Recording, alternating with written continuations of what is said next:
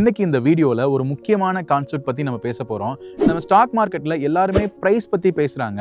But behind every price ஒரு apartment story அப்படிங்கிறது இருக்கு. ஸோ நீங்க ஒரு ஷேர் வாங்குறீங்க அப்படின்னா ஒரு ஃபிளாட் வாங்குற மாதிரி நீங்க உதாரணமா எடுத்துக்கலாம். கம்பெனியோட ஒரு கோ ஓனராக மாறிடுறீங்க. ஸோ ஓனர்ஷிப்னா என்ன, அதில் என்னென்ன ரைட்ஸ் இருக்குது, என்னென்ன ரிஸ்க் இருக்குது, என்னென்ன பெனிஃபிட்ஸ் இருக்குது, இதை வந்து ஒரு அப்பார்ட்மெண்ட் காம்ப்ளெக்ஸ் எக்ஸாம்பிளில் நம்ம இந்த வீடியோவில் புரிஞ்சுக்கலாம். வீடியோவை ஸ்கிப் பண்ணாமல் பாருங்கள். நான் உங்கள் கருப்சாமி. இது entry fin academy Tamil stock market friend உங்கள் லாங்குவேஜில். ஒரு கம்பெனி ரிஜிஸ்டர் ஆகும்போது அதோடைய டோட்டல் கேபிட்டலை ஷேர்ஸாக டிவைட் பண்ணுவாங்க. இது வந்து ஒரு அப்பார்ட்மெண்ட் காம்ப்ளெக்ஸ் மாதிரி பில்ட் பண்ணுறாங்கன்னு வச்சுக்கோங்களேன். ஸோ டோட்டல் பில்டிங்கோட காஸ்ட் ஒரு 100 கோடி இருக்குன்னா ஒரு 10 கோடிக்கு ஃப்ளாட்டாக பிரிக்கிற மாதிரி. ஸோ நீங்கள் ஒரு ஃப்ளாட் வாங்குறீங்க அப்படின்னா பில்டிங்ல உங்களுக்குன்னு ஒரு ஸ்மால் லீகல் ஓனர்ஷிப் வந்துடும் இல்லையா? அதே மாதிரி தான் இதுவும். உதாரணத்துக்கு டாடா மோட்டார்ஸ்ல மொத்தமா பாத்தீங்கன்னா 3.3 பில்லியன் ஷேர்ஸ் இருக்கு. நீங்க ஒரு 330 ஷேர்ஸ் வாங்குனீங்க அப்படின்னா ஒரு ஃபிளாட் மாதிரி டாடா மோட்டார்ஸோடைய டோட்டல் ஓனர்ஷிப்ல 0.00001% உங்களுக்கு ஓனர்ஷிப் கிடைக்கும். சின்னதா இருந்தாலும் உங்களுடைய நேம் போர்டு அபார்ட்மெண்ட் லிஸ்ட்ல இருக்கும் இல்லையா? அதே மாதிரி தான். சரி, நீங்க ஒரு ஃபிளாட் வாங்கிட்டீங்க. நீங்கள் ஃப்ளாட் வாங்கிட்டீங்க அப்படின்னா உங்களுக்குன்னு சர்டன் ரைட்ஸ் இருக்கும் இல்லையா? அதே மாதிரி தான் ஸ்டாக் மார்க்கெட்டில் நீங்கள் ஸ்டாக் வாங்கின பிறகு ஷேர் ஹோல்டருக்கு செபி அண்ட் கம்பெனி லா ஃபிக்ஸ்டான ரைட்ஸ் கொடுத்துருக்காங்க. முதல்ல இருக்கிற ரைட் ஓட்டிங் ரைட். எப்படி அபார்ட்மெண்ட் ஏஜிஎம்ல ஒரு லிஃப்ட் இன்ஸ்டால் பண்ணுறதுக்கு நீங்கள் ஓட் பண்ணுவீங்க இல்லையா? அதே மாதிரி தான் கம்பெனி ஏஜிஎம்ல டைரக்டர்ஸை செலக்ட் பண்ணுறதுக்கு நீங்கள் ஓட் பண்ணலாம்.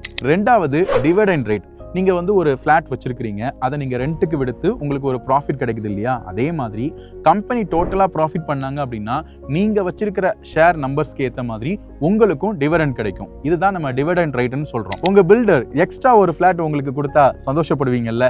அதே மாதிரி தான் கம்பெனிஸும் போனஸ் ஷேர்ஸ் அப்படிங்கிறத சில சமயங்களில் ஃப்ரீயாகவே கொடுப்பாங்க. இந்தியாவில் இருக்கக்கூடிய கம்பெனிஸில் இந்த ஓனர்ஷிப் அப்படிங்கிறது ஆவரேஜாக எப்படி டிவைட் ஆயிருக்கு அப்படின்னு பார்க்கும்போது 2025 Q2 டேட்டா படி promoters 50%, foreign investors 19%, domestic institutions 15%, retail and HNI public 16% hold பண்றாங்க. இப்போ உதாரணத்துக்கு ரிலையன்ஸ் இண்டஸ்ட்ரீஸ் எடுத்துட்டீங்க அப்படின்னா இதுல ப்ரமோட்டர்ஸ் 50.3%, FIIs 22.6%, DIIs 14.7%, பப்ளிக் 12.3%. இன்ஃபோசிஸை பொறுத்த வரைக்கும் ப்ரமோட்டர்ஸோட holding 14.9%, FIIs 34.6%, DIIs 27.4%, public 23.1% hold பண்றாங்க. So lakhs of Indians Reliance, Infosys மாதிரி கார்ப்பரேட் அபார்ட்மெண்ட்ஸ்ல ஃபிளாட் வாங்கியிருக்கிறாங்க.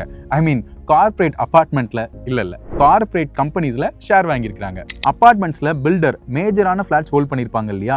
அப்போ அவங்களுக்கு கண்ட்ரோல் அப்படிங்கிறது அதிகமா இருக்கும். மெயின்டெனன்ஸ், இந்த மாதிரியான முக்கியமான டிசிஷன்ஸ் எல்லாமே அவங்க தான் எடுப்பாங்க.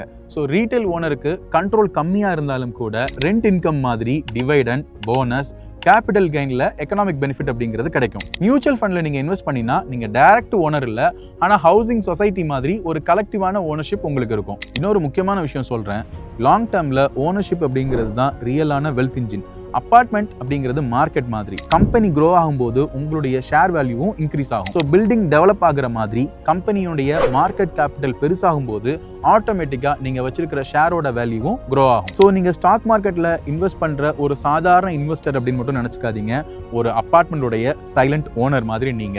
கம்பெனில நீங்க ஒரு ஸ்மால் ஃபிளாட் ஓனர் மாதிரி இருந்தாலும் அது நேஷனோட பில்டிங்ல ஒரு முக்கியமான செங்கல். கம்பெனி க்ரோத் ஆகும்போது உங்களுடைய நெட்வொர்த் அப்படிங்கிறதும் பில்ட் ஆகும். பிரைஸ் அப்படிங்கிறது ஃப்ளக்சுவேட் ஆகலாம், ஆனால் ஓனர்ஷிப்பை பேஷன்ஸோட நம்ம வச்சிருந்தோம் அப்படின்னா அபார்ட்மெண்ட் வேல்யூ மாதிரி வெல்த் அப்படிங்கிறது கிரியேட் ஆகும். இப்படி சிம்பிளா ஸ்டாக் மார்க்கெட்டை கற்றுக்க சப்ஸ்கிரைப் பண்ணுங்க என்ட்ரி ஃபின் அகாடமி தமிழ், உங்க ஸ்டாக் மார்க்கெட் ஃப்ரெண்டு உங்க லாங்குவேஜ்ல.